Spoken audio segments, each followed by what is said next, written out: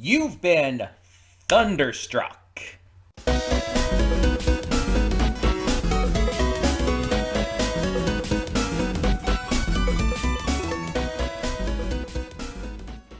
Hey everyone, welcome to Princess of Gay. I'm your host Connie, and today we are here with my blind reaction to the Thunder Saga of Epic the Musical. We are finally in Act 2. Last time we finished Act 1 with the Underworld Saga, which kind of went off with a little bit of a sputter, in my opinion. And apparently, that might be an unpopular opinion, at least if Danny Mata's reaction is anything to go off of. I watched his reaction to the videos to that saga after I recorded mine, because I tend to do that. When I react to something that I enjoy, I tend to look at other people's reactions too.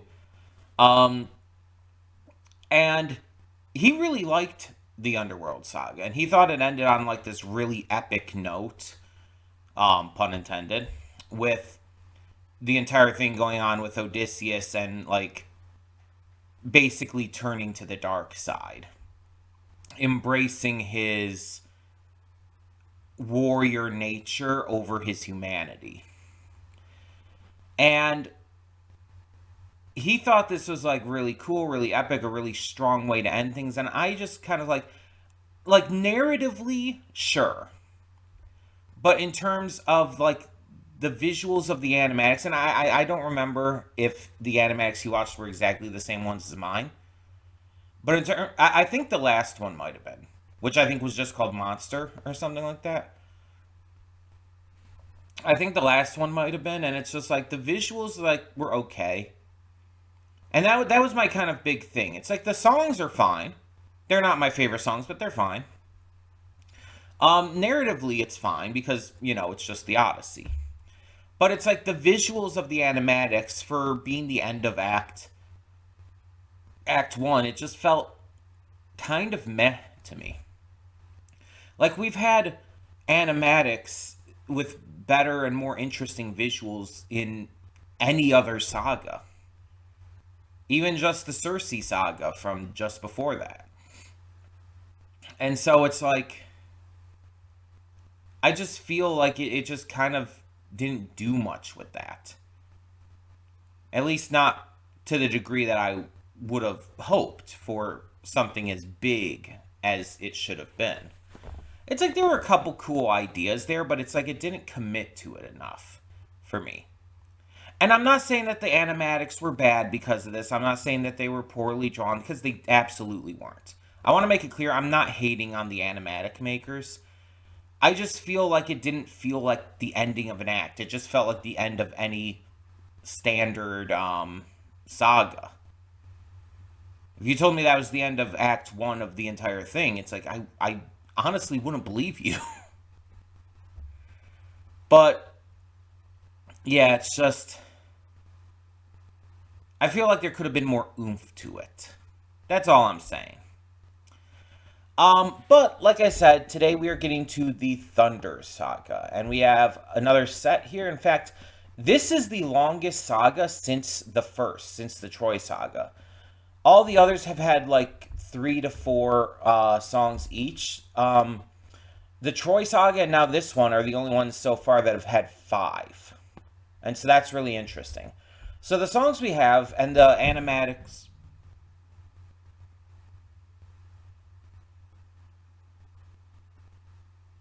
I don't know if you heard that. I have no idea what that was.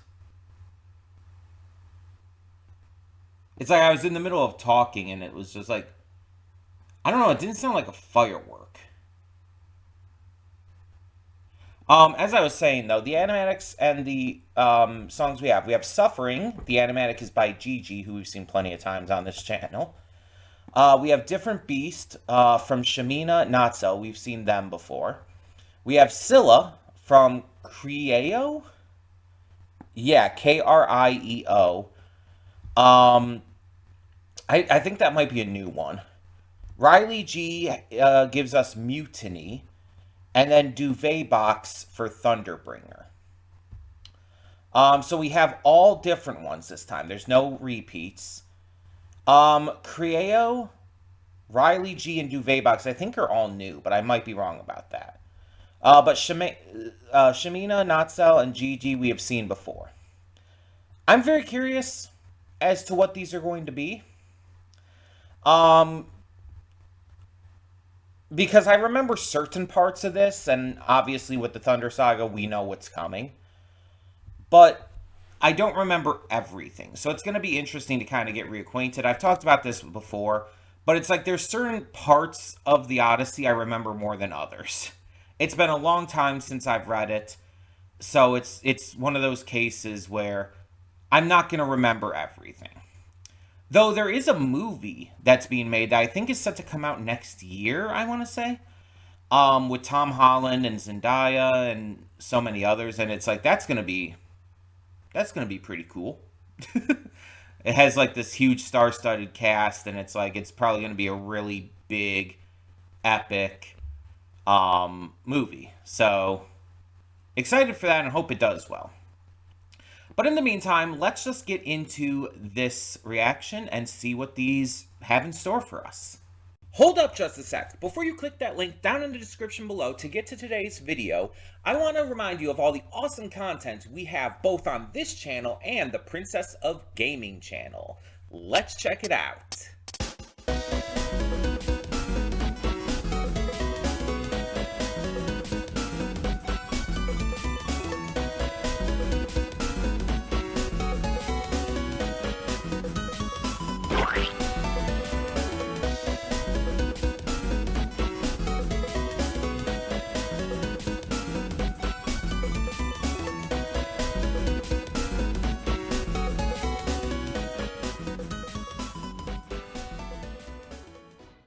And we are back, and we'll begin with spoilers in 3, 2, 1, now. So, going with what I was saying in the pre-thoughts, with this being the longest saga since the Troy Saga at the beginning, there's also the fact that I honestly think outside of a few songs here and there, none of the other sagas we've had since the Troy Saga has really been as good for me, like, as a whole. Like, not in terms of the story, in terms of, like, the music and everything. It's like the Troy Saga was just such an epic, again, pun intended, start to the musical. And every saga since then has not quite lived up to it for me. It's like, again, there's been some songs here and there that have been really good. But, like, when you have that first saga where every song is great, and then you go into, like, the future sagas where it's like, oh, this one may be good, but these couple, not so much. And I know it's subjective. It's all subjective. It's all opinion. Music, especially, is incredibly subjective, and different people are going to have different thoughts based on what they are into. And this is just my opinion. Keep that in mind. But it's just like, again, like you have like the Ocean Saga. There's a couple songs in there where it's like, eh. It's like they're not bad. No, I don't think any song from this is really that bad.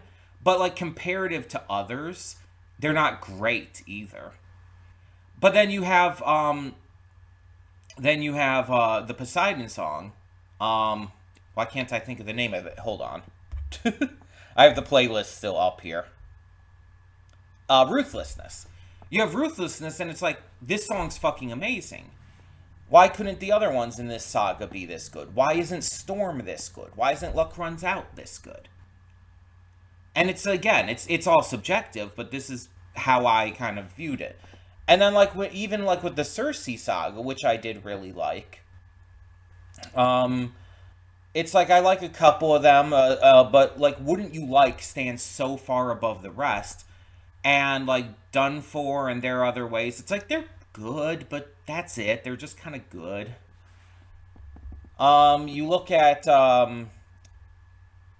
You look at the Cyclops saga, and it's like, it's just like, eh.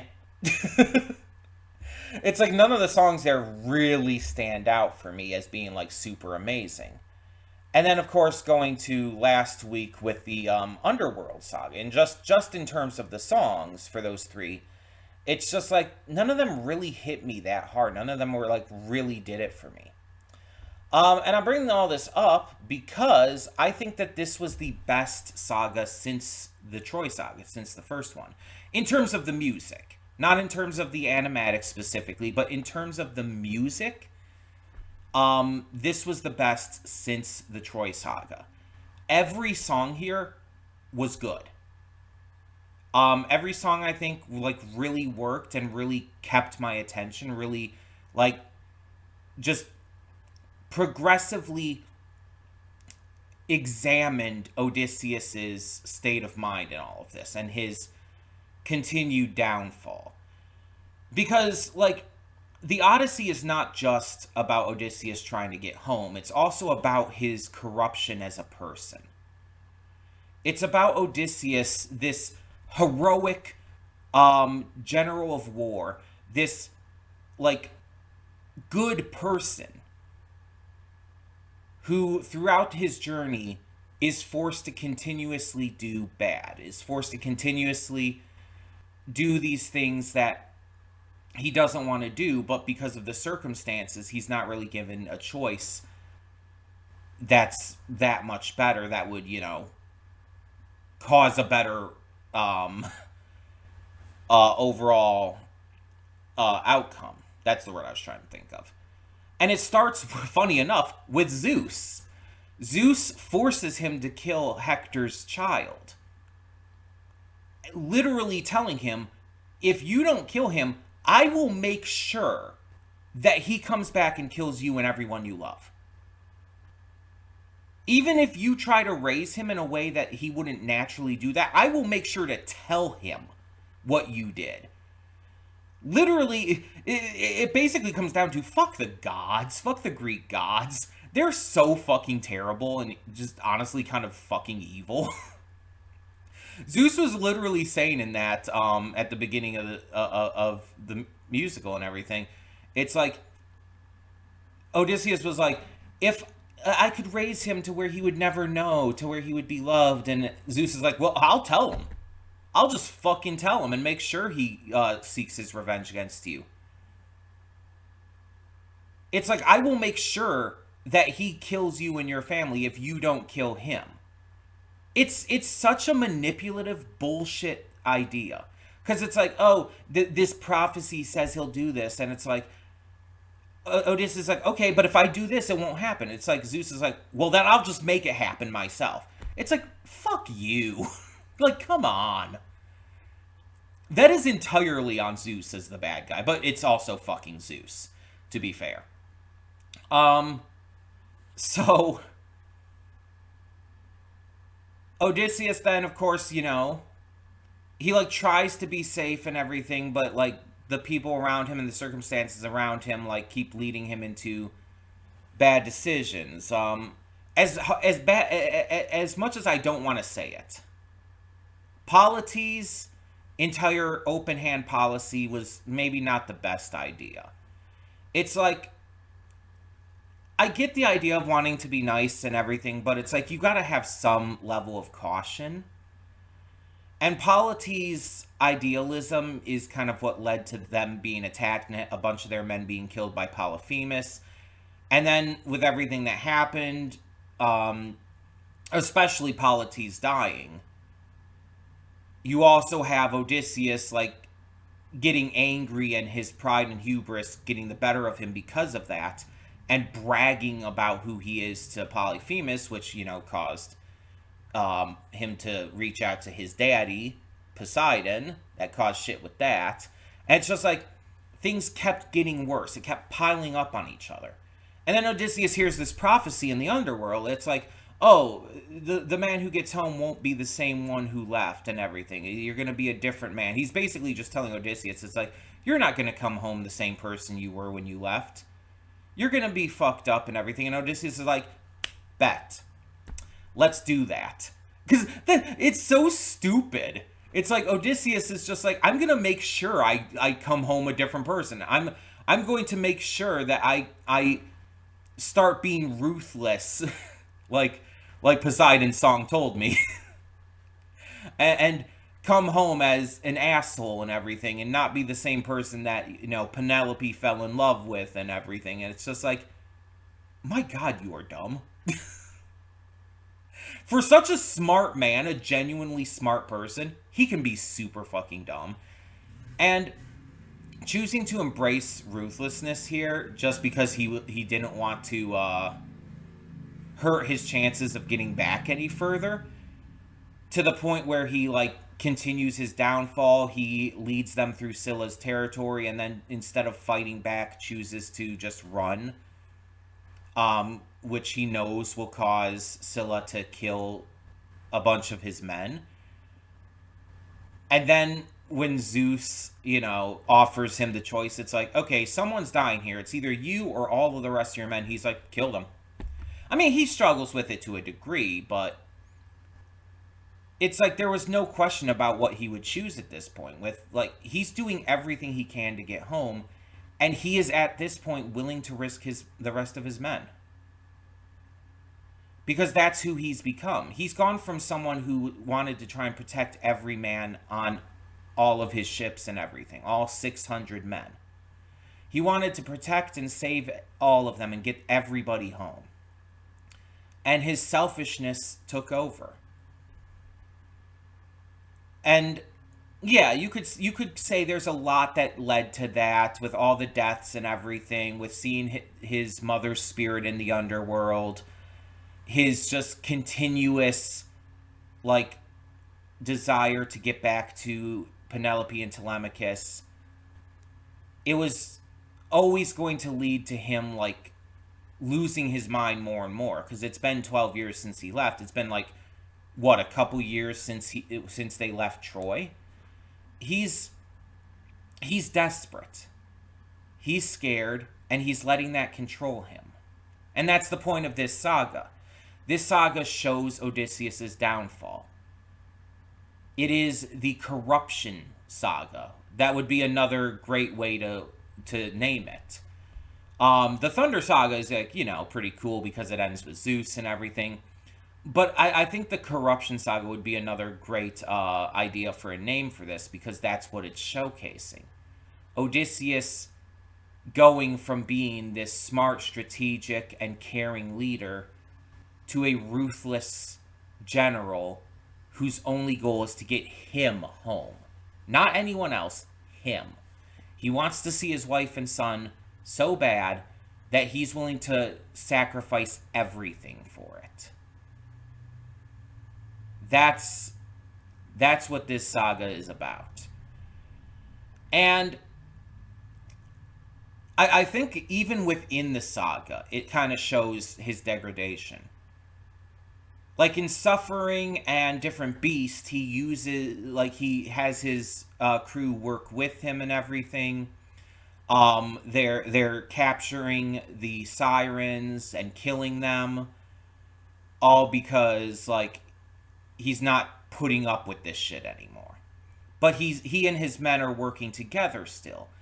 But then with Scylla, he chooses to sacrifice a portion of them just to get through, because he was told by the sirens that going through Scylla's lair was the only way to get back. And so he purposefully and intentionally chooses to sacrifice some of his men. And that's what leads to, the mutiny and the fight.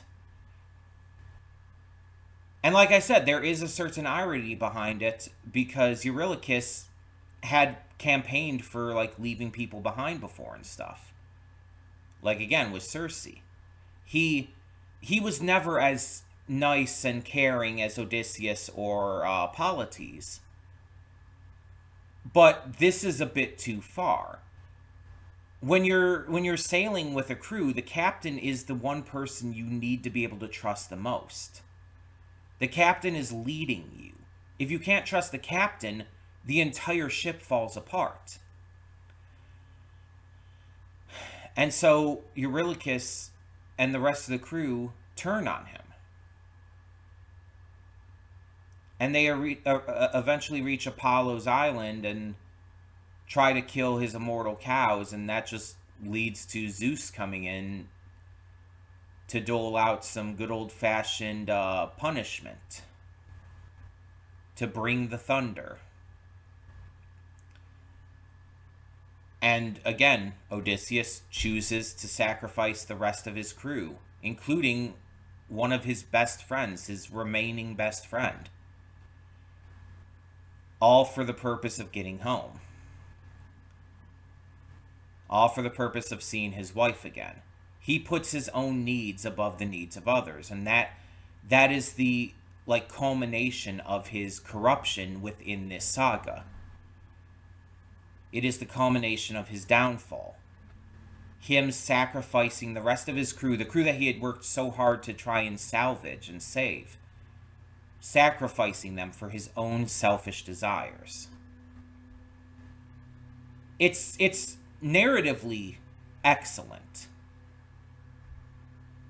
It's probably one of the most narratively excellent parts of the entire story. But it's also, in terms of the music of, Epic specifically, it's also just really enrapturing, because every song gets apart exactly what it's meant to.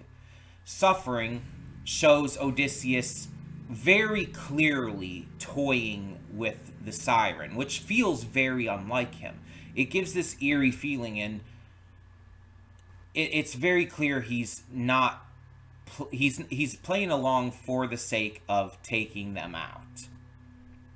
And then Different Beast shows him in a violent, frenzied rage. He's violently pulling the sirens onto the ship and practically torturing them, and then having his men kill them violently.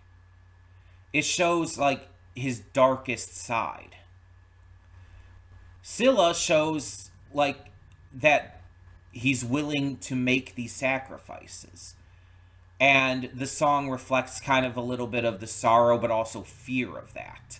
The intense emotional turmoil that Odysseus is genuinely going through. Mutiny shows Eurylochus's basically fed up nature, being sick of Odysseus's shit, and him turning on him. It's this great auditory experience that expresses the changing of sides and the betrayal that Eurylochus believes that Odysseus has brought to them. And then Thunderbringer is not as epic as something like Ruthlessness. It doesn't have quite that intense vibe to it. Ruthlessness was 100% better than Thunderbringer. Thunderbringer, though, is more, again, the culmination of everything that came before it in this saga. Zeus isn't even as intimidating or scary here. He's just coming in and saying okay, I bring the thunder. I'm the big god on Mount Olympus. I'm going to give you a choice. You've led yourself to this moment. You have to make this decision. You don't get any other options. You either take the death yourself, the noble way out. You die for your men to let them continue on, or you can sacrifice all of your men, and you can continue on alone. And he chooses the selfish option.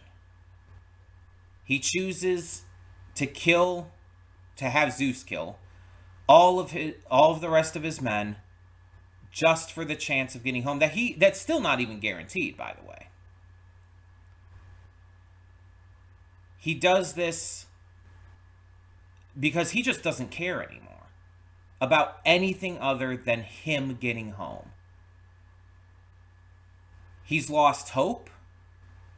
He's lost his morality and his beliefs.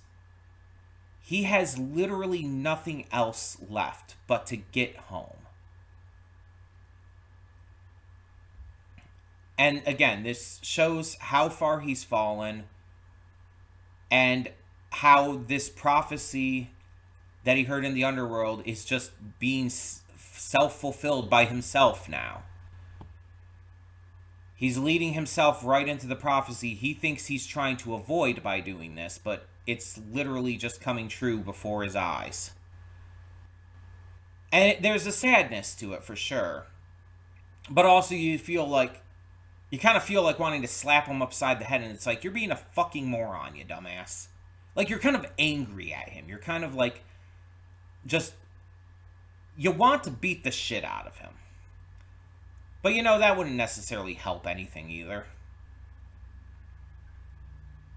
It's like he's lost at this point. And that's the point. That's the intention. He's just completely lost himself to his grief and his desperation and his single-sided desires. And you gotta wonder, is there any coming out of that? Is there any way to really save yourself from that kind of thing at this point? Or is he too far gone? Well, that's what the rest of this story has to tell us. That's what we're going to get into as we continue along. But yeah, like I said, this was, I would say this is the best saga since the Troy Saga in terms of overall quality of the music. The animatics, the visuals in there were great too. Scylla looked great. It was a great depiction of Scylla. I really like how the sirens looked. I also like how the different beast one ended, like showing the one siren crying in fear. It's like that really hammered home Odysseus's vile actions there. I like the different take on Zeus's design in Duvetbox's Thunderbringer animatic. I said this when we did the Ruthlessness one. It's like, I like it when we have different designs for the gods than what are, stereotypical. It's like, the stereotypical ones are, like, iconic for a reason, but at the same time, I like it when they get creative and do something a little different.